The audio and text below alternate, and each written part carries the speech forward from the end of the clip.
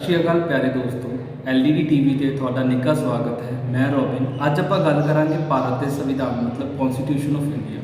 ਭਾਰਤ ਦਾ ਸੰਵਿਧਾਨ ਇੰਡੀਆ ਦੇ ਵਿੱਚ ਜਿੰਨੇ ਵੀ ਕੰਪੀਟੀਟਿਵ ਐਗਜ਼ਾਮਸ ਹੁੰਦੇ ਨੇ ਉਹਨਾਂ ਦੇ ਵਿੱਚ ਆਪਣਾ ਇੱਕ ਅਹਿਮ ਰੋਲ ਅਦਾ ਕਰਦਾ ਹੈ।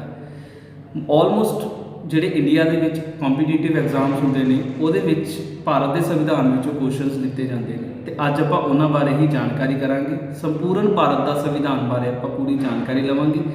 ਜਿਹੜਾ ਇਹ ਵੀਡੀਓ ਇਹ ਦੋ ਪਾਰਟਸ ਦੇ ਵਿੱਚ ਆਪਾਂ ਡਿਵਾਈਡ ਕਰ ਦਿੱਤੀ ਹੈ। ਪਹਿਲੇ ਪਾਰਟ ਦੇ ਵਿੱਚ ਕਨਸਟੀਟਿਊਸ਼ਨ ਦੀ ਪੂਰੀ ਇਨਫੋਰਮੇਸ਼ਨ, ਕਨਸਟੀਟਿਊਸ਼ਨ ਬਾਰੇ ਜਾਣਾਂਗੇ, ਕਨਸਟੀਟਿਊਸ਼ਨ ਕਿੱਦਾਂ ਬਣਿਆ, ਕਿੰਨੇ ਦਿਨ ਦੇ ਵਿੱਚ ਬਣਿਆ, ਡਰਾਫਟਿੰਗ ਕਮੇਟੀ ਬਾਰੇ ਜਾਣਾਂਗੇ, ਸੰਵਿਧਾਨ ਦੀਆਂ ਅਨੁਸੂਚੀਆਂ ਬਾਰੇ ਜਾਣਾਂਗੇ, ਪਾਰਟਸ ਬਾਰੇ ਜਾਣਾਂਗੇ, ਕੈਟਾਲੌਗਸ ਮਤਲਬ ਸੂਚੀਆਂ ਬਾਰੇ ਜਾਣਾਂਗੇ। ਇਹਨਾਂ ਬਾਰੇ ਜਾਣਕਾਰੀ ਲਵਾਂਗੇ ਤੇ ਦੂਜੀ ਵੀਡੀਓ ਦੇ ਵਿੱਚ ਆਪਾਂ ਭਾਰਤ ਦੇ 1 ਤੋਂ ਲੈ ਕੇ 395 ਟੋਟਲ ਜਿਹੜੇ ਆਰਟੀਕਲਸ ਨੇ ਮਤਲਬ ਅਨੁਛੇਦ ਨੇ ਉਹਨਾਂ ਬਾਰੇ ਇਨਫੋਰਮੇਸ਼ਨ ਲਵਾਂਗੇ। ਤਾਂ ਆਪਾਂ ਪਹਿਲੀ ਵੀਡੀਓ ਦੇ ਵਿੱਚ ਆਪਣੇ ਸਟਾਰਟ ਕਰਦੇ ਹਾਂ ਭਾਰਤ ਦੇ ਸੰਵਿਧਾਨ ਬਾਰੇ। ਭਾਰਤ ਦਾ ਸੰਵਿਧਾਨ, ਸਭ ਤੋਂ ਪਹਿਲਾ ਪੁਆਇੰਟ ਇਹੀ ਹੈ ਕਿ ਭਾਰਤ ਦੇ ਸੰਵਿਧਾਨ ਦਾ ਨਿਰਮਾਣ ਸੰਵਿਧਾਨ ਸਭਾ ਦੁਆਰਾ ਹੋਇਆ। ਸੰਵਿਧਾਨ ਸਭਾ, ਸੰਵਿਧਾਨ ਨੂੰ ਬਣਾਉਣ ਲਈ ਜਿਹੜੀ ਸਭਾ ਬਣਾਈ ਗਈ ਸੀ ਉਹਦਾ ਨਾਮ ਦਿੱਤਾ ਗਿਆ ਸੰਵਿਧਾਨ ਸਭਾ। ਸੰਵਿਧਾਨ ਮਤਲਬ ਇੰਡੀਅਨ ਕਨਸਟੀਟਿਊਸ਼ਨ ਦਾ ਗਠਨ ਜਿਹੜਾ ਕੈਬਨਿਟ ਮਿਸ਼ਨ 1946 ਦੁਆਰਾ ਕੀਤਾ ਗਿਆ ਸੀ। ਇੰਡੀਅਨ ਕਨਸਟੀਟਿਊਸ਼ਨ ਦੀ ਪਹਿਲੀ ਬੈਠਕ 9 ਦਸੰਬਰ 1946 ਦੇ ਵਿੱਚ ਪਹਿਲੀ ਬੈਠਕ ਕੀਤੀ ਗਈ ਸੀ ਤੇ ਜਿਹੜੇ ਪਹਿਲੇ ਅਧਿਅਕਸ਼ ਸੀਗੇ ਭਾਰਤ ਦੇ ਸੰਵਿਧਾਨ ਦੇ ਪਹਿਲੇ ਅਧਿਅਕਸ਼ ਉਹ ਡਾਕਟਰ ਸਚੀਦਾਨੰਦ ਸਿਨਹਾ ਜੀ ਨੂੰ ਬਣਾਇਆ ਗਿਆ ਸੀ। 11 ਦਸੰਬਰ 1946 ਦੇ ਵਿੱਚ ਡਾਕਟਰ ਰਾਜਿੰਦਰ ਪ੍ਰਸਾਦ ਜੀ ਨੂੰ ਅਧਿਅਕਸ਼ ਬਣਾ ਦਿੱਤਾ ਗਿਆ ਸੀ। 9 ਦਸੰਬਰ 1946 ਦੇ ਵਿੱਚ ਡਾਕਟਰ ਸਚੀਦਾਨੰਦ ਸਿਨਹਾ ਜੀ ਸੀ। 2 ਦਿਨ ਬਾਅਦ 11 ਦਸੰਬਰ 1946 ਦੇ ਵਿੱਚ ਡਾਕਟਰ ਰਾਜਿੰਦਰ ਪ੍ਰਸਾਦ ਜੀ ਨੂੰ ਪਰਮਾਨੈਂਟ ਅਧਿਅਕਸ਼ ਬਣਾ ਦਿੱਤਾ ਗਿਆ ਸੀ। 2 ਦਿਨ ਤੋਂ ਬਾਅਦ ਪ੍ਰਾਰੂਪ ਸਮਿਤੀ ਮਤਲਬ ਡਰਾਫਟਿੰਗ ਕਮੇਟੀ ਦੇ ਜਿਹੜੇ ਚੇਅਰਮੈਨ ਸੀਗੇ, ਡਰਾਫਟਿੰਗ ਕਮੇਟੀ ਦੇ ਵਿੱਚ ਟੋਟਲ 7 ਮੈਂਬਰ ਸੀਗੇ ਜਿਹਦੇ ਚੇਅਰਮੈਨ ਸੀ doctor BR Ambedkar ji. Doctor BR Ambedkar ji ਨੇ ਭਾਰਤ ਦੇ ਸੰਵਿਧਾਨ ਬਣਾਉਣ ਦੇ ਵਿੱਚ ਬਹੁਤ ਅਹਿਮ ਭੂਮਿਕਾ ਨਿਭਾਈ ਹੈ, ਇਸ ਲਈ ਡਰਾਫਟਿੰਗ ਕਮੇਟੀ ਦੇ chairman doctor BR Ambedkar ji ਨੂੰ ਬਣਾਇਆ ਗਿਆ। ਇਹਦੇ ਵਿੱਚ 7 ਮੈਂਬਰ ਸੀਗੇ। ਮੈਂ 7 ਮੈਂਬਰਸ ਦਾ ਨਾਮ ਵੀ ਤੁਹਾਨੂੰ ਇੱਕ ਵਾਰੀ ਬੋਲ ਦਿੰਦਾ। ਸਭ ਤੋਂ ਪਹਿਲੇ ਨੰਬਰ ਤੇ Alladi Krishnan Swami Iyer, N Gopala Swami, BR Ambedkar, KM ਮੁੰਸ਼ੀ, ਮੁਹੰਮਦ ਸਦੁੱਲਾ, BL ਮਿੱਤਰ, DP ਖੈਤਾਨ। ਭਾਰਤ ਦਾ ਸੰਵਿਧਾਨ ਬਣ ਕੇ ਤਿਆਰ ਕਦੋਂ ਹੋਇਆ ਇਸ ਬਾਰੇ ਗੱਲ ਕਰਦੇ ਹਾਂ। ਭਾਰਤ ਦਾ ਸੰਵਿਧਾਨ ਬਣ ਕੇ ਤਿਆਰ ਹੋਇਆ 26 ਨਵੰਬਰ 1949 ਦੇ ਵਿੱਚ। 26 ਨਵੰਬਰ 1949 ਦੇ ਵਿੱਚ ਭਾਰਤ ਦਾ ਸੰਵਿਧਾਨ ਬਣ ਕੇ ਤਿਆਰ ਹੋ ਗਿਆ। ਹੁਣ ਗੱਲ ਕਰਦੇ ਹਾਂ ਲਾਗੂ ਕਦੋਂ ਹੋਇਆ, ਤਾਂ ਲਾਗੂ ਹੋਇਆ 26 ਜਨਵਰੀ 1950 ਦੇ ਵਿੱਚ। 26 ਜਨਵਰੀ 1950 ਦੇ ਵਿੱਚ ਭਾਰਤ ਦਾ ਸੰਵਿਧਾਨ ਬਣ ਕੇ ਲਾਗੂ ਹੋ ਗਿਆ ਸੀ। ਤੇ ਜਦੋਂ ਭਾਰਤ ਦਾ ਸੰਵਿਧਾਨ ਬਣਿਆ ਉਦੋਂ ਉਹਦੇ ਵਿੱਚ ਟੋਟਲ 22 ਭਾਗ, 8 ਅਨੁਸੂਚੀਆਂ ਤੇ 395 ਆਰਟੀਕਲ ਸੀ। ਜਦੋਂ ਤਿਆਰ ਹੋਇਆ 22 ਭਾਗ, 8 ਅਨੁਸੂਚੀਆਂ ਤੇ 395 ਆਰਟੀਕਲ ਸੀ। ਪਰ ਅਗਰ ਅੱਜ ਦੇ ਟਾਈਮ ਦੀ ਗੱਲ ਕਰੀਏ ਤਾਂ ਭਾਰਤ ਦੇ ਸੰਵਿਧਾਨ ਦੇ ਵਿੱਚ 22 ਭਾਗ, 12 ਅਨੁਸੂਚੀਆਂ ਤੇ 395 ਆਰਟੀਕਲਸ ਨੇ। ਠੀਕ, ਤੇ ਉਸ ਤੋਂ ਬਾਅਦ ਭਾਰਤ ਦੇ ਸੰਵਿਧਾਨ ਦਾ 2/3 ਹਿੱਸਾ, 2/3 ਹਿੱਸਾ, ਇਹ ਕਾਫੀ ਵਾਰ ਪੇਪਰ ਦੇ ਵਿੱਚ ਆਉਂਦਾ ਕੁਐਸਚਨ, ਕਿੰਨਾ % ਹਿੱਸਾ ਜਿਹੜਾ ਉਹ ਭਾਰਤੀ ਸ਼ਾਸਨ ਅਧਿਨਿਯਮ 1935 ਦੇ ਵਿੱਚ, ਭਾਰਤੀ ਸ਼ਾਸਨ ਅਧਿਨਿਯਮ 1935 ਤੋਂ ਲਿੱਤਾ ਗਿਆ 2/3 ਹਿੱਸਾ। ਉਸ ਤੋਂ ਬਾਅਦ ਅਗਰ ਗੱਲ ਕਰੀਏ ਭਾਰਤ ਦਾ ਸੰਵਿਧਾਨ ਬਣਾਉਣ ਦੇ ਵਿੱਚ ਟਾਈਮ ਕਿੰਨਾ ਲੱਗਾ, ਤਾਂ ਟੋਟਲ ਟਾਈਮ ਦੇ ਵੀ ਬਹੁਤ ਵਾਰ ਕੁਐਸਚਨ ਆਉਂਦੇ ਨੇ। ਟੋਟਲ ਟਾਈਮ ਲੱਗਾ, ਧਿਆਨ ਦਿਓ, 2 ਸਾਲ 11 ਮਹੀਨੇ 18 ਦਿਨ। 2 ਸਾਲ 11 ਮਹੀਨੇ 18 ਦਿਨ ਟੋਟਲ ਟਾਈਮ ਲੱਗਾ ਭਾਰਤ ਦਾ ਸੰਵਿਧਾਨ ਬਣਾਉਣ 'ਚ। ਅਗਰ ਅਪਰੋਕਸੀਮੇਟ ਮਤਲਬ ਲਗਭਗ ਟਾਈਮ ਲਗਾਈਏ ਤਾਂ 3 ਸਾਲ ਵੀ। ਅਗਰ ਪੇਪਰ ਦੇ ਵਿੱਚ 2 ਸਾਲ 11 ਮਹੀਨੇ 18 ਦਿਨ ਨਾ ਹੋਵੇ, 3 ਸਾਲ ਹੋਵੇ ਤਾਂ ਤੁਸੀਂ 3 ਸਾਲ 'ਤੇ ਵੀ ਕਰ ਸਕਦੇ ਹੋ ਟਿਕ।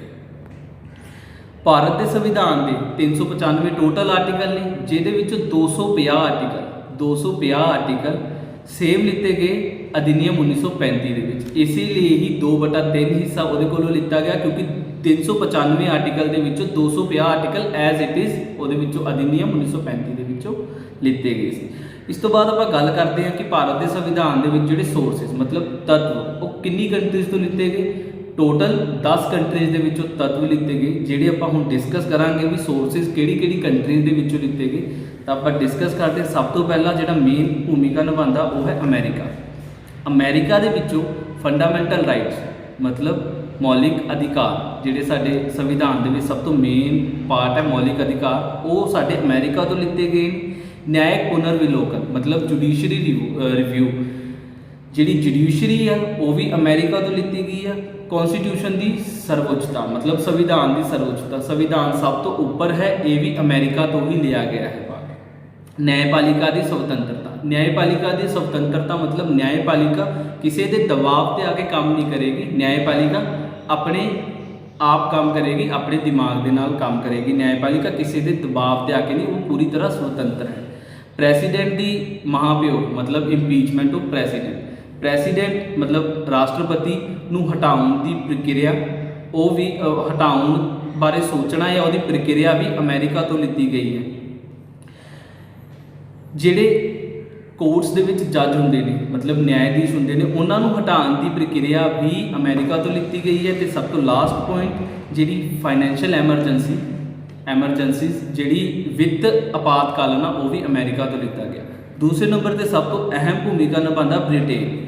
ਬ੍ਰਿਟੇਨ ਤੋਂ ਆਪਾਂ ਏਕਲ ਨਾਗਰਿਕਤਾ ਮਤਲਬ ਭਾਰਤ ਦੇ ਵਿੱਚ ਇੱਕ ਏਕਲ ਨਾਗਰਿਕ ਹੀ ਹੋਵੇਗਾ, ਉਹ ਦੂਸਰੀ ਭਾਰਤ ਦੇ ਵਿੱਚ ਕੋਈ ਦੂਸਰੀ ਨਾਗਰਿਕਤਾ ਨਹੀਂ ਲੈ ਸਕਦਾ। ਏਕਲ ਨਾਗਰਿਕਤਾ, ਸੰਸਦ ਜਿਹੜਾ ਕਨਸਟੀਟਿਊਸ਼ਨ ਮਤਲਬ ਸੰਵਿਧਾਨ ਦੇ ਵਿੱਚ ਸਭ ਤੋਂ ਮੇਨ ਪਾਰਟ ਹੈ ਸੰਸਦ, ਉਹ ਵੀ ਬ੍ਰਿਟੇਨ ਤੋਂ ਲਿੱਤਾ ਗਿਆ। ਵਿਧੀ ਨਿਰਮਾਣ ਦੀ ਪ੍ਰਕਿਰਿਆ ਮਤਲਬ ਲੋ ਮੇਕਿੰਗ ਪ੍ਰੋਸੈਸ ਵੀ ਆਪਾਂ ਬ੍ਰਿਟੇਨ ਤੋਂ ਲਿੱਤਾ ਗਿਆ। ਤੀਸਰੇ ਨੰਬਰ ਤੇ ਗੱਲ ਕਰਦੇ ਹਾਂ ਆਇਰਲੈਂਡ ਦੀ। ਆਇਰਲੈਂਡ ਨੀਤੀ ਨਿਰਦੇਸ਼ ਤੱਤ ਮਤਲਬ ਡਾਇਰੈਕਟਿਵ ਪ੍ਰਿੰਸੀਪਲ ਆਫ ਪਾਲਿਸੀ, ਇਹ ਵੀ ਆਪਾਂ ਆਇਰਲੈਂਡ ਤੋਂ ਲਿੱਤੀਆਂ। ਤੇ ਪ੍ਰੈਸੀਡੈਂਟ ਦਾ ਨਿਰਵਾਚਨ ਮਤਲਬ ਰਾਸ਼ਟਰਪਤੀ ਦਾ ਨਿਰਵਾਚਨ ਜਿਹੜਾ, ਉਹ ਵੀ ਆਪਾਂ ਆਇਰਲੈਂਡ ਤੋਂ ਲਿੱਤਾ ਗਿਆ ਵੀ ਨਿਰਵਾਚਨ ਕਿਸ ਤਰੀਕੇ ਦੇ ਨਾਲ ਹੋਵੇਗਾ। ਤੇ ਉਹ ਨਿਰਵਾਚਨ ਮੰਡਲ ਦੀ ਵਿਵਸਥਾ ਵੀ ਆਪਾਂ ਆਇਰਲੈਂਡ ਤੋਂ ਲਿੱਤੀ ਹੈ। ਤੇ ਐਮਰਜੈਂਸੀ ਉਪਬੰਧ ਮਤਲਬ ਆਪਾਤਕਾਲੀਨ ਦੇ ਵਿੱਚ ਜਿਹੜੇ ਆਪਾਂ ਉਪਬੰਧ ਕਰ ਸਕਦੇ ਹਾਂ, ਉਹ ਵੀ ਆਪਾਂ ਆਇਰਲੈਂਡ ਤੋਂ ਲਿੱਤੇ। ਚੌਥੇ ਨੰਬਰ ਤੇ ਆਪਾਂ ਗੱਲ ਕਰਦੇ ਹਾਂ ਆਸਟ੍ਰੇਲੀਆ ਦੀ। ਆਸਟ੍ਰੇਲੀਆ ਤੋਂ ਆਪਾਂ ਭਾਰਤ ਦੇ ਸੰਵਿਧਾਨ ਦੀ ਸਭ ਤੋਂ ਮੇਨ ਚੀਜ਼ ਪ੍ਰਸਤਾਵਨਾ, ਜਿਹਨੂੰ ਆਪਾਂ ਅੰਗਰੇਜ਼ੀ ਭਾਸ਼ਾ ਵਿੱਚ ਪ੍ਰੀਐਂਬਲ ਕਹਿੰਦੇ ਹਾਂ, ਪ੍ਰਸਤਾਵਨਾ, ਉਹ ਆਪਾਂ ਲਿੱਤੀ ਗਈ ਆ ਆਸਟ੍ਰੇਲੀਆ ਤੋਂ। ਤੇ ਸੰਘ ਤੇ ਰਾਜਾਂ ਦੇ ਵਿੱਚ ਜਿਹੜੀ ਬੌਂਡਿੰਗ ਆ, ਉਹਨਾਂ ਦੇ ਵਿੱਚ ਜਿਹੜਾ ਰਿਸ਼ਤਾ, ਉਹਨੂੰ ਬਰਕਰਾਰ ਰੱਖਣਾ ਵੀ ਆਪਾਂ ਆਸਟ੍ਰੇਲੀਆ ਤੋਂ ਲਿੱਤਾ ਗਿਆ। ਤੇ ਸਮਵਰਤੀ ਸੂਚੀ ਦਾ ਪ੍ਰਾਵਧਾਨ ਮਤਲਬ ਕਨਕਰੈਂਟ ਲਿਸਟ ਦਾ ਵੀ ਆਪਾਂ ਪ੍ਰਾਵਧਾਨ ਜਿਹੜਾ ਪ੍ਰੋਵੀਜ਼ਨ ਹੈਗਾ, ਉਹ ਵੀ ਆਪਾਂ ਆਸਟ੍ਰੇਲੀਆ ਤੋਂ ਲਿੱਤਾ। ਅੱਗੇ ਆਪਾਂ ਗੱਲ ਕਰਦੇ ਹਾਂ ਰਸ਼ੀਆ ਤੋਂ ਫੰਡਾਮੈਂਟਲ ਡਿਊਟੀਜ਼। ਰੂਸ ਤੋਂ ਆਪਾਂ ਮੌਲਿਕ ਕਰਤੱਵ ਆਪਾਂ ਰੂਸ ਤੋਂ ਲਿੱਤੇ। ਉਸ ਤੋਂ ਅੱਗੇ ਆਪਾਂ ਗੱਲ ਕਰਦੇ ਹਾਂ ਜਾਪਾਨ ਦੀ। ਜਾਪਾਨ ਤੋਂ ਆਪਾਂ ਵਿਧੀ ਦੁਆਰਾ ਸਥਾਪਿਤ ਪ੍ਰਕਿਰਿਆ, ਇਹ ਕਈ ਵਾਰ ਕੁਐਸਚਨ ਆਉਂਦਾ ਪੇਪਰ ਦੇ ਵਿੱਚ ਕਿ ਆਪਾਂ ਜਾਪਾਨ ਤੋਂ ਕੀ ਲਿੱਤਾ, ਤਾਂ ਵਿਧੀ ਦੁਆਰਾ ਸਥਾਪਿਤ ਪ੍ਰਕਿਰਿਆ ਜਾਂ ਫਿਰ ਵਿਧੀ ਦੁਆਰਾ ਸਥਾਪਿਤ ਪ੍ਰਕਿਰਿਆ ਆਪਾਂ ਕਿਹੜੇ ਦੇਸ਼ ਤੋਂ ਲਿੱਤੀ ਹੈ। ਤੇ 4 ਆਪਸ਼ਨਸ ਆ ਜਾਂਦੇ ਆ ਤੇ ਜਾਪਾਨ ਰਾਈਟ ਆਨਸਰ ਹੋਵੇਗਾ ਉਹਦਾ। ਉਸ ਤੋਂ ਬਾਅਦ ਆਪਾਂ ਗੱਲ ਕਰਦੇ ਹਾਂ ਫਰਾਂਸ ਦੀ। ਫਰਾਂਸ ਤੋਂ ਆਪਾਂ ਗਣਤੰਤਰ ਸ਼ਾਸਨ ਪੱਧਤੀ, ਭਾਰਤ ਇੱਕ ਗਣਤੰਤਰ ਦੇਸ਼ ਹੈ, ਤਾਂ ਗਣਤੰਤਰ ਸ਼ਾਸਨ ਪੱਧਤੀ ਜਿਹੜੀ ਹੈ ਉਹ ਆਪਾਂ ਫਰਾਂਸ ਤੋਂ ਲਿੱਤੀ ਹੈ, ਜਿਹਨੂੰ ਆਪਾਂ ਅੰਗਰੇਜ਼ੀ ਭਾਸ਼ਾ ਵਿੱਚ ਰਿਪਬਲਿਕਨ ਸਿਸਟਮ ਕਹਿ ਦਿੰਦੇ ਹਾਂ। ਉਸ ਤੋਂ ਬਾਅਦ ਕੈਨੇਡਾ ਤੋਂ ਸੰਘਾਤਮਕ ਸ਼ਾਸਨ ਵਿਵਸਥਾ, ਫੈਡਰਲ ਗਵਰਨਮੈਂਟ ਜਿਹੜੀ ਆ ਉਹ ਆਪਾਂ ਕੈਨੇਡਾ ਤੋਂ ਲਿੱਤੀ ਆ। ਉਸ ਤੋਂ ਬਾਅਦ ਸਾਊਥ ਅਫਰੀਕਾ ਤੋਂ ਆਪਾਂ ਸੰਵਿਧਾਨ ਸੰਸ਼ੋਧਨ ਦੀ ਪ੍ਰਕਿਰਿਆ ਮਤਲਬ ਅਮੈਂਡਮੈਂਟ, ਜਿਹੜੀ ਆਪਾਂ ਸੰਸ਼ੋਧਨ ਜਿੰਨੇ ਵੀ ਸੰਵਿਧਾਨ ਦੇ ਵਿੱਚ ਸੰਸ਼ੋਧਨ ਹੋਏ ਨੇ, ਉਹ ਕਿੱਥੇ ਹੋਈ ਸੀ? ਸਭ ਤੋਂ ਪਹਿਲਾਂ ਸਾਊਥ ਅਫਰੀਕਾ ਦੇ ਵਿੱਚ ਹੋਈ ਸੀ। ਸਾਊਥ ਅਫਰੀਕਾ ਦੇ ਵਿੱਚੋਂ ਉਹ ਲਿੱਤਾ ਗਿਆ ਸੰਵਿਧਾਨ ਲਈ। ਜਰਮਨੀ ਤੋਂ ਆਪਾਤਕਾਲ ਐਮਰਜੈਂਸੀ ਜਦੋਂ ਲੱਗਦੀ ਹੈ, ਉਹਦੇ ਵਿੱਚ ਕੀ ਆਪਾਂ ਉਪਬੰਧ ਕਰ ਸਕਦੇ ਹਾਂ, ਉਹ ਵੀ ਆਪਾਂ ਜਰਮਨੀ ਤੋਂ ਲਿੱਤੀ ਆ। ਉਸ ਤੋਂ ਬਾਅਦ ਹੁਣ ਆਪਾਂ ਪੜ੍ਹਿਆ ਸੋਰਸਿਸ ਮਤਲਬ ਤੱਤਵ, ਜਿਹੜੇ ਆਪਾਂ ਭਾਰਤੀ ਸੰਵਿਧਾਨ ਦੇ ਵਿੱਚ ਤੱਤਵ ਕਿਹੜੇ ਦੇਸ਼ ਤੋਂ ਕਿਹੜੀ ਚੀਜ਼ ਲਿੱਤੀ ਗਈ, ਉਹ ਪੜ੍ਹਿਆ। ਹੁਣ ਆਪਾਂ ਸ਼ਡਿਊਲ ਪੜ੍ਹਦੇ ਮਤਲਬ ਅਨੁਸੂਚੀਆਂ ਪੜ੍ਹਦੇ। ਪਹਿਲਾਂ ਜਦੋਂ ਭਾਰਤ ਦਾ ਸੰਵਿਧਾਨ ਬਣਿਆ ਉਦੋਂ 8 ਅਨੁਸੂਚੀਆਂ ਸੀ, ਪਰ ਹੁਣ ਕਿੰਨੀਆਂ ਅਨੁਸੂਚੀਆਂ? ਮੈਂ ਪਹਿਲਾਂ ਦੱਸਿਆ 12 ਅਨੁਸੂਚੀਆਂ ਨੇ ਭਾਰਤ ਦੇ ਸੰਵਿਧਾਨ ਦੇ ਵਿੱਚ। ਹੁਣ ਸਭ ਤੋਂ ਪਹਿਲੀ ਅਨੁਸੂਚੀ ਦੇ ਵਿੱਚ ਇਹੀ ਦੱਸਿਆ ਜਾਂਦਾ ਕਿ ਭਾਰਤ ਯੂਨੀਅਨ ਟੈਰੀਟਰੀ ਮਤਲਬ ਸੰਘ ਤੇ ਰਾਜਾਂ ਦਾ ਦੇਸ਼ ਹੈ। ਉਹਨਾਂ ਦੇ ਨਾਮ ਤੇ ਉਹਨਾਂ ਦੀ ਡਿਟੇਲ ਬਾਰੇ ਦੱਸਿਆ ਜਾਂਦਾ। ਪਹਿਲੀ ਅਨੁਸੂਚੀ ਦੇ ਵਿੱਚ ਭਾਰਤ ਬਾਰੇ ਦੱਸਿਆ ਜਾਂਦਾ ਕਿ ਭਾਰਤ ਸੰਘ ਤੇ ਰਾਜਾਂ ਦਾ ਦੇਸ਼ ਹੈ, ਉਹਨਾਂ ਦੀ ਬਾਉਂਡਰੀਜ਼ ਦੀ ਡਿਟੇਲ ਦਿੱਤੀ ਜਾਂਦੀ ਹੈ। ਦੂਸਰੀ ਅਨੁਸੂਚੀ ਦੇ ਵਿੱਚ ਜਿਹੜੇ ਉੱਚ ਪਦ ਅਧਿਕਾਰੀ ਨੇ ਮਤਲਬ ਜਿਹੜੇ ਪ੍ਰੈਸੀਡੈਂਟ, ਵਾਈਸ ਪ੍ਰੈਸੀਡੈਂਟ, ਰਾਸ਼ਟਰਪਤੀ, ਉਪ ਰਾਸ਼ਟਰਪਤੀ, ਸੁਪਰੀਮ ਕੋਰਟ ਦੇ ਹੈੱਡ ਜੱਜ, ਹਾਈ ਕੋਰਟ ਦੇ ਜਿਹੜੇ ਜੱਜ ਮਤਲਬ ਬਹੁਤ ਉੱਚੀ ਪੋਸਟਾਂ ਵਾਲੇ ਨੇ, ਉਹਨਾਂ ਬਾਰੇ ਦੱਸਿਆ ਗਿਆ। ਉਹਨਾਂ ਦੀ ਸੈਲਰੀਜ਼ ਬਾਰੇ, ਉਹਨਾਂ ਦੇ ਅਲਾਊਂਸਿਸ ਬਾਰੇ ਇਨਫੋਰਮੇਸ਼ਨ ਦਿੱਤੀ ਹੈ। ਤੀਸਰੀ ਅਨੁਸੂਚੀ ਦੇ ਵਿੱਚ ਜਿਹੜੇ ਉੱਚ ਪਦ ਅਧਿਕਾਰੀ ਹੁੰਦੇ ਨੇ, ਉਹਨਾਂ ਦੀ ਸ਼ਪਥ ਓਥ ਬਾਰੇ ਦੱਸਿਆ ਗਿਆ ਕਿ ਤੀਜੀ ਅਨੁਸੂਚੀ ਦੇ ਵਿੱਚ ਵੀ ਉਹ ਕਿੱਦਾਂ ਓਥ ਲੈਣਗੇ, ਉਹਨਾਂ ਨੂੰ ਕੌਣ ਸ਼ਪਥ ਦਿਵਾਏਗਾ। ਜਿੱਦਾਂ ਰਾਸ਼ਟਰਪਤੀ ਨੂੰ ਸ਼ਪਥ ਉਪ ਰਾਸ਼ਟਰਪਤੀ ਦਿਵਾਉਂਦਾ, ਇਸ ਤਰੀਕੇ ਦੇ ਨਾਲ ਦੱਸਿਆ ਗਿਆ ਵੀ ਓਥ ਕਿਸ ਤਰੀਕੇ ਦੇ ਨਾਲ ਲਿੱਤੀ ਜਾਏਗੀ। ਚੌਥੀ ਅਨੁਸੂਚੀ ਦੇ ਵਿੱਚ ਰਾਜ ਸਭਾ ਦੇ ਮੈਂਬਰ ਪਾਰਲੀਮੈਂਟ ਦੇ ਜਿਹੜੀ ਯੂਨੀਅਨ ਟੈਰੀਟਰੀਜ਼ ਹੁੰਦੀ, ਮਤਲਬ ਰਾਜ ਸਭਾ ਦੇ ਮੈਂਬਰਸ ਜਿਹੜੇ ਆ ਉਹ ਕਾਊਂਟ ਹੋਣਗੇ ਸਟੇਟ ਤੇ ਯੂਨੀਅਨ ਟੈਰੀਟਰੀ ਦੇ ਵਿੱਚ। ਤੇ ਪੰਜਵੀਂ ਅਨੁਸੂਚੀ ਦੇ ਵਿੱਚ ਦੱਸਿਆ ਜਾਂਦਾ ਅਨੁਸੂਚਿਤ ਖੇਤਰ ਤੇ ਅਨੁਸੂਚਿਤ ਜਨਜਾਤੀਆਂ ਬਾਰੇ, SC ਔਰ ST ਟ੍ਰਾਈਬਸ ਬਾਰੇ ਦੱਸਿਆ ਜਾਂਦਾ।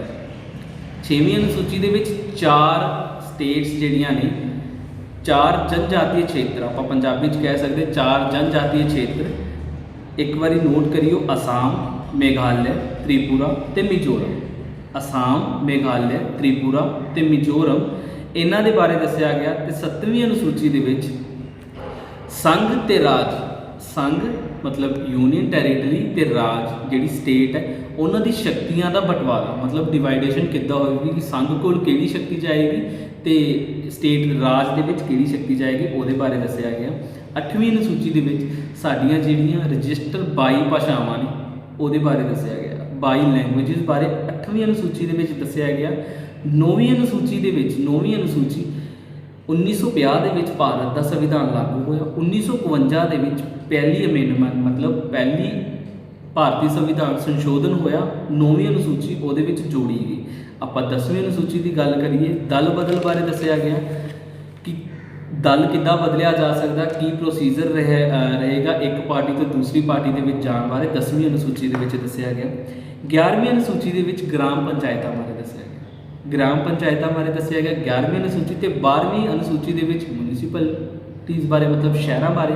ਅਗਰ 11ਵੀਂ ਅਨੁਸੂਚੀ ਦੇ ਵਿੱਚ ਪਿੰਡਾਂ ਬਾਰੇ ਦੱਸਿਆ ਗਿਆ ਤਾਂ 12ਵੀਂ ਅਨੁਸੂਚੀ ਦੇ ਵਿੱਚ ਸ਼ਹਿਰਾਂ ਬਾਰੇ ਦੱਸਿਆ ਜਾਵੇਗਾ। ਅਨੁਸੂਚੀਆਂ ਕੀਤੀਆਂ ਆਪਾਂ 12। ਹੁਣ ਆਪਾਂ ਟੋਟਲ ਕਰਦੇ ਸੂਚੀਆਂ ਕਿੰਨੇ ਤਰੀਕੇ ਦੀਆਂ ਹੁੰਦੀਆਂ, ਜਿਹਨੂੰ ਆਪਾਂ ਅੰਗਰੇਜ਼ੀ ਭਾਸ਼ਾ ਦੇ ਵਿੱਚ ਕੈਟਾਲੌਗ ਕਹਿੰਦੇ। ਸੂਚੀਆਂ ਹੁੰਦੀਆਂ 3 ਤਰੀਕੇ ਦੀਆਂ। ਕਿਹੜੀਆਂ ਆਪਾਂ ਗੱਲ ਕਰਦੇ ਹਾਂ, ਰਾਜ ਸੂਚੀ, ਸੰਘ ਸੂਚੀ ਤੇ ਸੰਵਰਤੀ ਸੂਚੀ। ਰਾਜ ਸੂਚੀ ਕਿਹੜੀ ਹੁੰਦੀ ਹੈ? ਰਾਜ ਸੂਚੀ ਆਪਾਂ ਡਿਸਕਸ ਕਰਦੇ ਰਾਜ ਸੂਚੀ। ਰਾਜ ਸੂਚੀ ਦੇ ਵਿੱਚ ਵੈਸੇ ਜਿਹੜੇ ਟੋਟਲ ਟਾਈਪਸ ਦੀ ਪਾਵਰਸ ਹੁੰਦੀਆਂ ਉਹ ਹੁੰਦੀਆਂ ਵਾ 61, ਮਤਲਬ 61 ਤਰੀਕੇ ਦੀਆਂ ਪਾਵਰਸ ਰਾਜੇ ਕੋਲ ਹੁੰਦੀਆਂ ਨੇ, ਜਿਹਦੇ ਵਿੱਚ ਸਿਰਫ ਰਾਜ ਦੀ ਜਿਹੜੀ ਸਟੇਟ ਦੀ ਗੌਰਮੈਂਟ ਆ ਉਹੀ ਆਪਣੇ ਫੈਸਲੇ ਲੈ ਸਕਦੀ, ਹੋਰ ਕੋਈ ਗੌਰਮੈਂਟ ਸੈਂਟਰ ਗੌਰਮੈਂਟ ਫੈਸਲਾ ਨਹੀਂ ਲੈ ਸਕਦੀ, ਸਟੇਟ ਦੀ ਗੌਰਮੈਂਟ। ਉਹਦੇ ਵਿੱਚ ਕੁਛ ਆਪਾਂ ਤੁਹਾਨੂੰ ਦੱਸਦਾ, ਜਿੱਦਾਂ ਹਾਈ ਕੋਰਟ ਦੀ ਜਿਹੜੀ ਫੈਸਲੇ ਉਹ ਰਾਜ ਦੀ ਹੀ ਸਰਕਾਰ ਲੈ ਸਕਦੀ। ਸਟੇਟ ਪੁਲਿਸ, ਜਿਹੜੀ ਸਟੇਟ ਦੀ ਪੁਲਿਸ ਹੈ ਉਹ ਵੀ। ਐਗਰੀਕਲਚਰ ਮਤਲਬ ਜਿਹੜੀ ਖੇਤੀਬਾੜੀ ਉਹ ਵੀ ਰਾਜ ਹੀ ਫੈਸਲਾ ਲਵੇਗਾ, ਸਟੇਟ ਗੌਰਮੈਂਟ ਫੈਸਲੇ ਲਵੇਗੀ। ਤੇ ਰੇਲਵੇ ਪੁਲਿਸ ਦੀ ਵੀ ਸਟੇਟ ਗੌਰਮੈਂਟ ਆਦਿ ਹੋਰ ਵੀ ਮਤਲਬ ਟੋਟਲ 61 ਟਾਈਪ ਦੀਆਂ ਪਾਵਰਸ ਹੁੰਦੀਆਂ ਜਿਹੜੀਆਂ ਸਿਰਫ ਰਾਜ ਫੈਸਲਾ ਲੈ ਸਕਦੀ, ਰਾਜ ਦੀ ਪਾਵਰ ਮਤਲਬ ਰਾਜ ਦੀ ਸਰਕਾਰ। ਉਸ ਤੋਂ ਬਾਅਦ ਆਪਾਂ ਗੱਲ ਕਰਦੇ ਸੰਘ ਮਤਲਬ ਯੂਨੀਅਨ ਦੀ। ਇਹਦੇ ਵਿੱਚ ਟੋਟਲ 100 ਤਰੀਕੇ ਦੀਆਂ ਪਾਵਰਸ, 100 ਟਾਈਪਸ ਆਫ ਪਾਵਰਸ ਹੁੰਦੀਆਂ ਵਾ, ਜਿਹੜੀ ਵਿੱਚ ਸਿਰਫ ਸੈਂਟਰਲ ਗੌਰਮੈਂਟ ਹੀ ਆਪਣੇ ਫੈਸਲੇ ਲੈ ਸਕਦੀ। ਉਹਦੇ ਵਿੱਚ ਸਟੇਟ ਗੌਰਮੈਂਟ ਦਾ ਕੋਈ ਹੱਥ ਨਹੀਂ ਹੁੰਦਾ, ਸੈਂਟਰਲ ਗੌਰਮੈਂਟ ਆਪਣੇ ਫੈਸਲੇ ਲੈ ਸਕਦੀ ਹੈ। ਉਹਦੇ ਵਿੱਚ ਕੀ ਹੁੰਦਾ, ਜਿੱਦਾਂ ਰੇਲਵੇ, ਡਾਕ ਸੇਵਾ, ਬੈਂਕਸ, ਬੀਮਾ, BSF ਜਾਂ ਜਨਗਣਨਾ, ਇੱਦਾਂ ਦੀਆਂ ਆਦਿ ਦੀਆਂ ਜਿਹੜੀ ਵਿਸ਼ੇ ਹੁੰਦੇ ਨੇ। ਉਹਦੇ ਵਿੱਚ 100 ਤਰੀਕੇ ਦੇ ਵਿਸ਼ੇ ਆ ਜਿਹਦੇ ਵਿੱਚ ਸੰਘ ਆਪਣੇ ਫੈਸਲੇ ਲੈ ਸਕਦੇ। ਸੰਵਰਤੀ ਸੂਚੀ ਨਾਮ ਤੋਂ ਹੀ ਪਤਾ ਲੱਗਦਾ, ਸਮ ਮਤਲਬ ਜੋੜ, ਰਾਜ ਤੇ ਯੂਨੀਅਨ ਮਤਲਬ ਰਾਜ ਤੇ ਸੰਘ ਦੋਨੇ ਮਿਲ ਕੇ ਫੈਸਲੇ ਲੈ ਸਕਦੇ ਨੇ। ਇਹਦੇ ਵਿੱਚ ਟੋਟਲ 52 ਤਰੀਕੇ ਦੇ ਫੈਸਲੇ ਹੁੰਦੇ ਨੇ, ਮਤਲਬ 52 ਤਰੀਕੇ ਦੀਆਂ ਪਾਵਰਸ ਹੁੰਦੀਆਂ ਵਾ ਜਿਹੜੀ ਰਾਜ ਤੇ ਸੰਘ ਦੋਨੋਂ ਮਿਲ ਕੇ ਲੈ ਸਕਦੇ ਨੇ। ਜਿੱਦਾਂ ਐਜੂਕੇਸ਼ਨ, ਪੜ੍ਹਾਈ, ਇਹਦੇ ਵਿੱਚ ਰਾਜ ਤੇ ਸੰਘ ਦੋਨੇ ਆਪਣੇ ਆਪਣੇ ਫੈਸਲੇ ਲੈ ਸਕਦੇ ਨੇ। ਤੇ ਕਾਰਖਾਨੇ, ਸਮਾਚਾਰ ਪੱਤਰ ਆਦਿ। ਤੇ ਅਗਰ ਇਹਨਾਂ ਵਿੱਚ ਕੋਈ ਡਿਸਟ੍ਰੀਬਿਊਟ ਹੁੰਦਾ ਮਤਲਬ ਕੋਈ ਮਤਭੇਦ ਹੁੰਦਾ ਸੈਂਟਰਲ ਗੌਰਮੈਂਟ ਜਾਂ ਫਿਰ ਸਟੇਟ ਗੌਰਮੈਂਟ ਦੇ ਵਿੱਚ, ਤਾਂ ਜਿਹੜਾ ਸੈਂਟਰਲ ਗੌਰਮੈਂਟ ਦਾ ਫੈਸਲਾ ਹੋਵੇਗਾ ਉਹੀ ਅੰਤਿਮ ਫੈਸਲਾ ਹੋਵੇਗਾ। ਸੈਂਟਰਲ ਗੌਰਮੈਂਟ ਦੇ ਫੈਸਲੇ ਨੂੰ ਹੀ ਅੰਤਿਮ ਫੈਸਲਾ ਮੰਨਿਆ ਜਾਵੇਗਾ। ਆਪਾਂ ਪੜ੍ਹੇ ਅਨੁਸੂਚੀਆਂ ਪੜ੍ਹੀਆਂ, ਸੂਚੀਆਂ ਪੜ੍ਹੀਆਂ। ਹੁਣ ਆਪਾਂ ਫੰਡਾਮੈਂਟਲ ਰਾਈਟਸ ਮਤਲਬ ਮੌਲਿਕ ਅਧਿਕਾਰ ਪੜ੍ਹਾਂਗੇ। ਮੌਲਿਕ ਅਧਿਕਾਰ ਭਾਰਤੀ ਸੰਵਿਧਾਨ ਦਾ ਇੱਕ ਖਾਸ ਤੇ ਅਹਿਮ ਹਿੱਸਾ ਹੈ ਮੌਲਿਕ ਅਧਿਕਾਰ। ਮੌਲਿਕ ਅਧਿਕਾਰ ਪਹਿਲਾਂ ਸਾਡੇ ਮੌਲਿਕ ਅਧਿਕਾਰ ਸੀ 7, ਜਦੋਂ ਸੰਵਿਧਾਨ ਬਣਿਆ ਉਦੋਂ ਟੋਟਲ 7 ਮੌਲਿਕ ਅਧਿਕਾਰ ਸੀ। ਪਰ 44ਵੇਂ ਸੰਵਿਧਾਨ ਸੰਸ਼ੋਧਨ 1979 ਦੇ ਵਿੱਚ 44ਵੇਂ ਸੰਵਿਧਾਨ ਸੰਸ਼ੋਧਨ 1979 ਦੇ ਵਿੱਚ ਮੌਲਿਕ ਅਧਿਕਾਰ 7 ਤੋਂ ਹਟਾ ਕੇ 6 ਅਧਿਕਾਰ ਕਰ ਦਿੱਤੇ ਗਏ। ਰਾਈਟ ਟੂ ਪ੍ਰੋਪਰਟੀ ਦਾ ਅਧਿਕਾਰ ਹਟਾ ਦਿੱਤਾ ਗਿਆ। ये जरूर याद रखना कि जो 7 तो 6 अधिकार किए गए तो 44वें संविधान संशोधन के तहत ही 7 तो 6 मौलिक अधिकार किए गए। आप मौलिक अधिकार पढ़ते हैं, सब तो पहला मौलिक अधिकार है समानता का अधिकार। समानता, हर नागरिक समान है। ਜਿਹੜੇ ਸਾਡੇ अनुच्छेद 14 ਤੋਂ 18 ਦੇ ਵਿੱਚ अनुच्छेद मैं जिदा ਤੁਹਾਨੂੰ ਪਹਿਲਾਂ ਦੱਸਿਆ ਵੀ अनुच्छेद ਦੀ ਵੀਡੀਓ ਆਪਾਂ ਨੈਕਸਟ ਵੀਡੀਓ ਦੇ ਵਿੱਚ ਦੱਸਾਂਗੇ ਵੀ 1 ਤੋਂ ਲੈ ਕੇ 395 ਆਰਟੀਕਲ ਜਿਹੜੇ अनुच्छेद ਆ ਉਹ ਆਪਾਂ ਟੋਟਲ ਪੂਰੇ ਕਵਰ ਕਰਾਂਗੇ। ਤਾਂ ਸਭ ਤੋਂ ਪਹਿਲਾ ਜਿਹੜਾ ਫੰਡਾਮੈਂਟਲ ਰਾਈਟ ਆ ਮਤਲਬ ਮੌਲਿਕ ਅਧਿਕਾਰ ਹੈ ਉਹ ਹੈਗਾ ਸਮਾਨਤਾ ਦਾ ਅਧਿਕਾਰ। ਦੂਸਰਾ स्वतंत्रता का, हर नागरिक स्वतंत्र है, हर नागरिक अपनी स्वतंत्रता के हिसाब के नाल अपना काम कर सकता है बट वो देश को हार्मफुल ना हो, मतलब कोई हानि ना पहुँचाता हो। हर नागरिक आज़ाद ते स्वतंत्र है। तीजे नंबर पर अधिकार आता शोषण के विरुद्ध अधिकार। कोई नागरिक किसी दूसरे नागरिक उत्ते शोषण नहीं कर सकता। शोषण के विरुद्ध अधिकार है सानू कि असी शोषण के विरुद्ध अपनी आवाज़ उठा सकते हैं अगर साडे नाल कोई शोषण कर रहा। चौथे नंबर पर आता धार्मिक अधिकार। सानू अपने धर्म लिए पूरी स्वतंत्रता है, असी अपना धर्म चेंज कर सकते हैं या किसी भी धर्म को असी अपना सकते हैं। सानू धर्म की पूरी स्वतंत्रता है जो कि भारतीय संविधान के अनुच्छेद 25 तो लैके 28 तक है। पंजवें नंबर पर आता है शिक्षा का अधिकार। सब तो मेन अधिकार है शिक्षा का अधिकार। हर व्यक्ति को शिक्षा लैन का पूरा अधिकार है। हर व्यक्ति अपने एजुकेशन लै सकता है।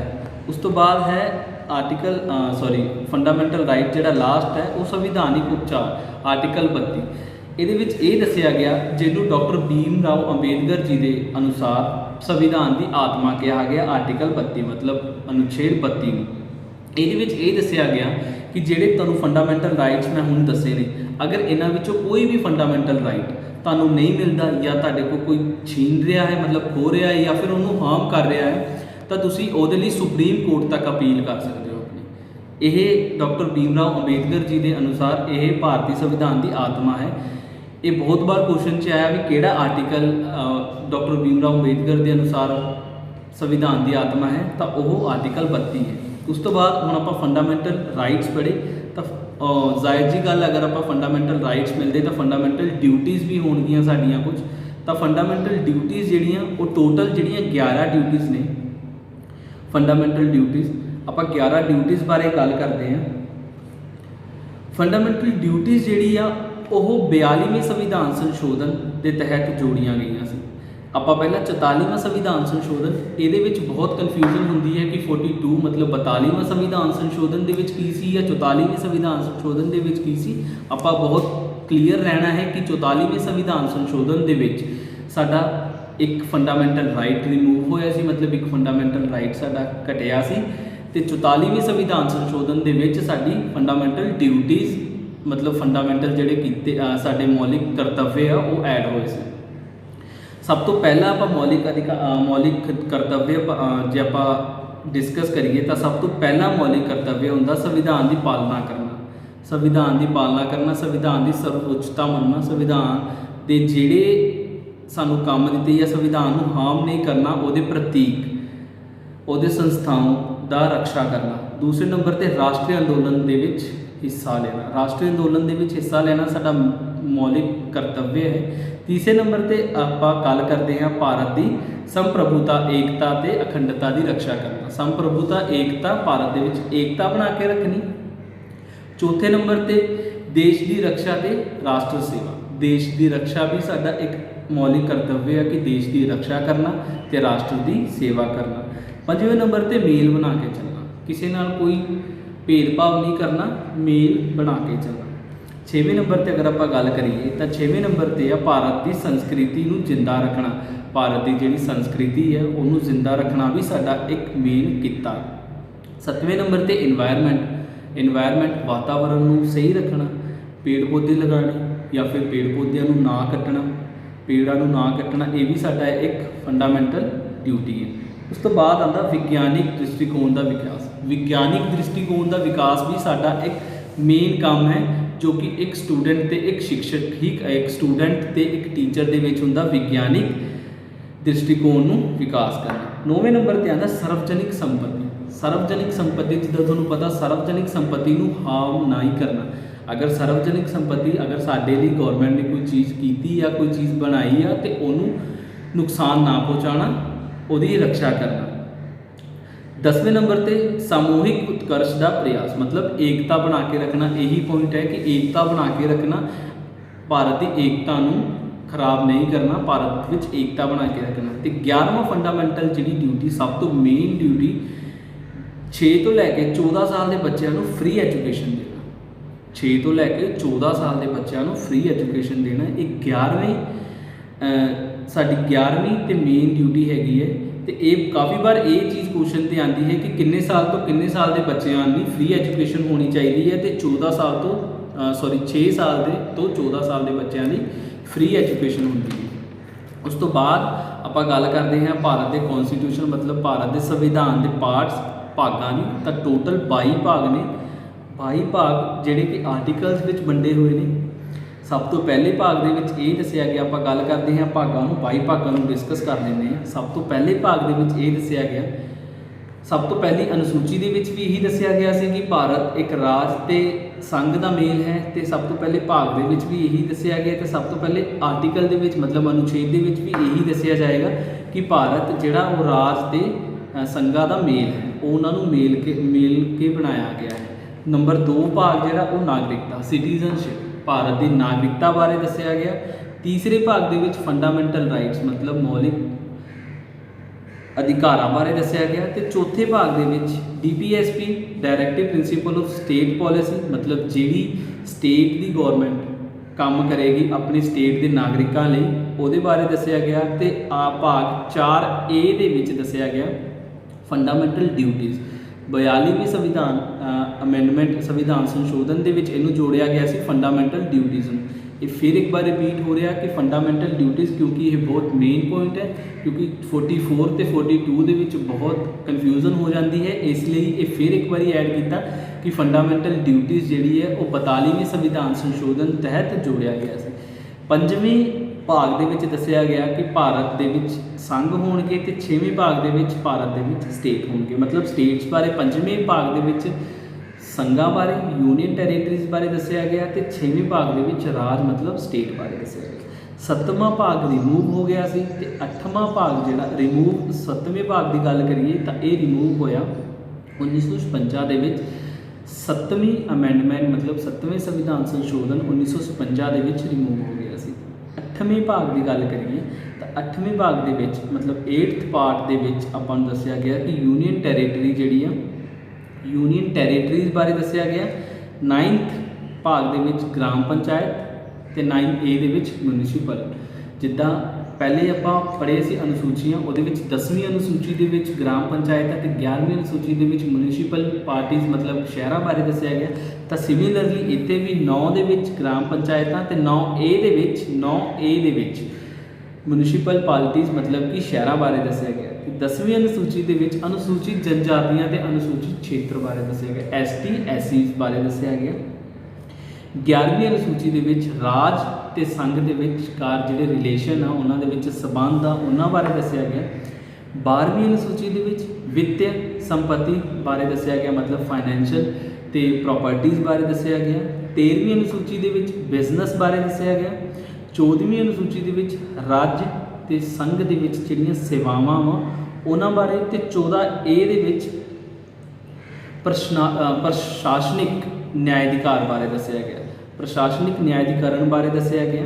15वीं अनुसूची के विच इलैक्शनस, भारत के विच किहड़े इलैक्शन होणगे, किद्दां होणगे, किहड़ी पोस्ट किहड़ी इलैक्शन राही आएगी, जिद्दां राष्ट्रपति के इलैक्शन किद्दां होणगे, उप राष्ट्रपति के इलैक्शन किद्दां होणगे, MPs के इलैक्शन किद्दां होणगे, तां उन्हां इलैक्शनस बारे दसिया गया। ते 16वीं अनुसूची के विच SC ST ते एंग्लो इंडियंस। एंग्लो इंडियंस किहड़े हुंदे ने? एंग्लो इंडियंस जिहड़े अद्धे भारती और अद्धे भारत तो बाहर वाले होंगे ने। आप कह सकते माता इंडियन तो पिता बाहर दूसरी कंट्री का होण, वो एंग्लो इंडियंस होंगे ने। SC ST तो उन्होंने रिजर्वेशन बारे दसिया गया 16वीं अनुसूची 16वें पार्ट के।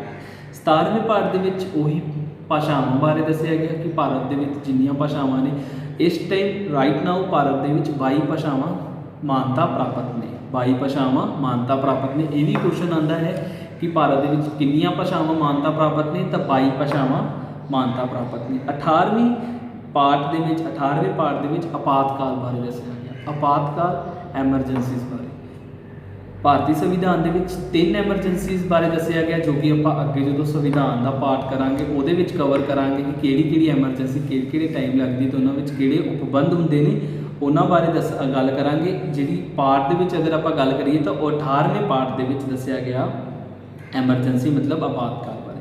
19ਵੇਂ ਪਾਠ ਦੀ ਅਗਰ ਗੱਲ ਕਰੀਏ ਤਾਂ ਪ੍ਰੈਜ਼ੀਡੈਂਟ ਬਾਰੇ ਦੱਸਿਆ ਗਿਆ। 19ਵੇਂ ਪਾਠ ਦੇ ਵਿੱਚ ਭਾਰਤ ਦੇ ਵਿੱਚ ਰਾਸ਼ਟਰਪਤੀ ਹੋਵੇਗਾ, ਉਹ 19ਵੇਂ ਪਾਠ ਦੇ ਵਿੱਚ ਦੱਸਿਆ ਗਿਆ। 20ਵੇਂ ਪਾਠ ਦੇ ਵਿੱਚ ਸੰਵਿਧਾਨ ਦਾ ਸੰਸ਼ੋਧਨ, ਸੰਵਿਧਾਨ ਬਣ ਗਿਆ, ਸੰਵਿਧਾਨ ਤੋਂ ਸੰਸ਼ੋਧਨ ਹੁੰਦੇ ਨੇ, ਉਹ ਕਿਸ ਤਰੀਕੇ ਨਾਲ ਹੋਣਗੇ, ਕੀ ਪ੍ਰੋਸੀਜਰ ਰਹੇਗਾ ਸੰਸ਼ੋਧਨਾਂ ਦਾ, ਉਹ 20ਵੇਂ ਪਾਠ ਦੇ ਵਿੱਚ ਦੱਸਿਆ ਗਿਆ। ਤੇ 21ਵੇਂ ਪਾਠ ਦੇ ਵਿੱਚ ਸਪੈਸ਼ਲ ਪ੍ਰੋਵੀਜ਼ਨਸ, ਸਪੈਸ਼ਲ ਹਰ ਸਟੇਟ ਨੂੰ, ਹਰ ਨਾਗਰਿਕ ਨੂੰ ਜਾਂ ਫਿਰ ਕਿਸੇ ਪਦ ਅਧਿਕਾਰੀ ਨੂੰ ਜਿਹੜੀ ਸਪੈਸ਼ਲ ਪ੍ਰੋਵੀਜ਼ਨਸ ਮਿਲਦੀਆਂ ਨੇ ਉਹਦੇ ਵਿੱਚ 19ਵੇਂ ਭਾਗ ਦੇ ਵਿੱਚ ਦੱਸਿਆ ਗਿਆ। ਤੇ 22ਵੇਂ ਭਾਗ ਦੇ ਵਿੱਚ ਸ਼ਾਰਟ ਟਾਈਟਲਸ ਮਤਲਬ ਜਿਹੜੇ ਪਦ ਨੇ ਪਦ ਅਧਿਕਾਰੀ ਨੇ, ਉੱਚੇ ਪਦ ਅਧਿਕਾਰੀ ਨੇ, ਉਹਨਾਂ ਬਾਰੇ ਦੱਸਿਆ ਗਿਆ 22ਵੇਂ ਭਾਗ ਦੇ ਵਿੱਚ। ਅੱਜ ਅਸੀਂ ਕਵਰ ਕੀਤਾ, ਇੱਕ ਵਾਰੀ ਫਿਰ ਮੈਂ ਤੁਹਾਨੂੰ ਦੱਸ ਦਿੰਦਾ। ਅੱਜ ਆਪਾਂ ਭਾਰਤ ਦੇ ਕਨਸਟੀਟਿਊਸ਼ਨ ਦੇ ਵਿੱਚ ਕੁਝ ਮੇਨ ਪਾਰਟਸ, ਡਰਾਫਟਿੰਗ ਕਮੇਟੀ ਬਾਰੇ ਆਪਾਂ ਕੀਤਾ, ਡਰਾਫਟਿੰਗ ਕਮੇਟੀ ਦੇ ਚੇਅਰਮੈਨ ਕੌਣ ਸੀ, ਇਹਨਾਂ ਬਾਰੇ ਆਪਾਂ ਗੱਲ ਕੀਤੀ। ਭਾਰਤ ਸੰਵਿਧਾਨ ਬਣਨ 'ਚ ਕਿੰਨਾ ਟਾਈਮ ਲੱਗਾ ਇਹਦੇ ਬਾਰੇ ਆਪਾਂ ਗੱਲ ਕੀਤੀ। ਕਿੰਨਾ ਪਾਰਟ ਅਧਿਨਿਯਮ 1935 ਦੇ ਵਿੱਚੋਂ ਲਿੱਤਾ ਗਿਆ, ਜੋ ਕਿ ਮੈਂ ਤੁਹਾਨੂੰ ਦੱਸਿਆ 2/3 ਮਤਲਬ 2/3 ਪਾਰਟ ਭਾਰਤੀ ਅਧਿਨਿਯਮ 1935 ਦੇ ਵਿੱਚੋਂ ਲਿੱਤਾ ਗਿਆ।